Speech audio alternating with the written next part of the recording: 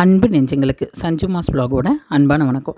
நம்ம இன்றைக்கி பாப்பாவுக்கு என்ன ஹெல்த்தியான லஞ்ச் பாக்ஸ் பேக் பண்ணோன்னு சொல்லி பார்க்கலாம் வாங்க. ரொம்ப சிம்பிளான லஞ்ச் மெனு தான்.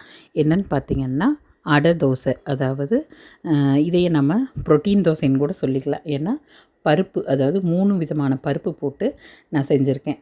காலையிலேயே பார்த்திங்கன்னா காலையில் நேரமே ஒரு 4-4:30 தூக்கம் தெளிஞ்சது. சரின்னு சொல்லி அப்போவே ஊற வச்சுட்டேன்.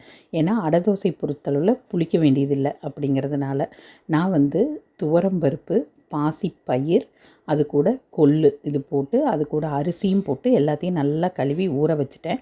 அதுக்கப்புறம் பார்த்திங்கன்னா நான் மாவு அரைக்கிறதுக்கு என்னென்ன போடுவேன்னா, கொஞ்சம் சின்ன வெங்காயம், கொஞ்சமாக பூண்டு, வரமிளகா நம்ம காரத்துக்கு தகுந்த மாதிரி, அது கூட சீரகம் ஒரு ஸ்பூன், அது கூடவே பெருங்காயத்தூள். ஏன்னா பெருங்காயத்தூள், பூண்டு இதெல்லாம் என்னென்னா பருப்புகள்ங்கிறதுனால நம்மளுக்கு ஜீரணம் ஆகாமல் ஒரு மாதிரி நெஞ்ச கரிச்ச மாதிரி இருக்கக்கூடாது அப்படிங்கிறக்காக இதெல்லாம் சேர்த்தி நம்ம செய்யும்போது நல்லா அந்த அடை தோசை மணமாகவும் ருசியாகவும் அதோட ஆரோக்கியமான ஒன்றாவும் இருக்கும். அது மாதிரி நம்ம அரைக்கும்போது அந்த தோசை பொறுத்தளவில் பார்த்திங்கன்னா அடை தோசை மாவு ரொம்ப மெல்லிசாக வராது, கொஞ்சம் தடிமனாக தான் வரும்.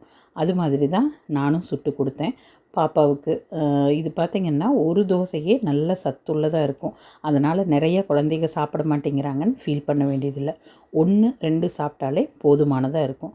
அதுக்கு தொட்டுக்கிறதுக்கு தேங்காய் சட்னி ரொம்ப நல்ல பொருத்தம். ஆனால் அவளுக்கு லஞ்சு கொடுத்து விடுறதுனால தேங்காய் சட்னி வேண்டாம் அப்படின்னு சொல்லிவிட்டு தக்காளி பஜ்ஜி கடைஞ்சிட்டேன். தக்காளி பஜ்ஜிங்கிறது ஏற்கனவே நம்ம இதில் வீடியோவில் போட்டிருக்கோம் ரெசிப்பியாக. தக்காளி கடையல்னு போட்டிருப்போம்னு நினைக்கிறேன்.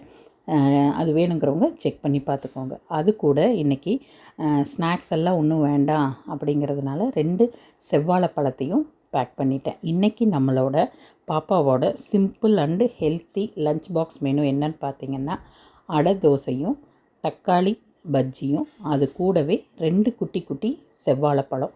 அவ்வளோதாங்க.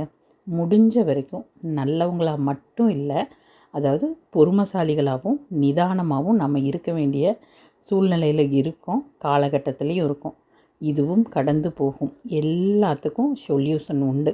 அதனால் எதை பற்றியும் கவலைப்படாமல் உங்களோட பாசிட்டிவ் வேலையே நீங்கள் போயிட்டுருங்க.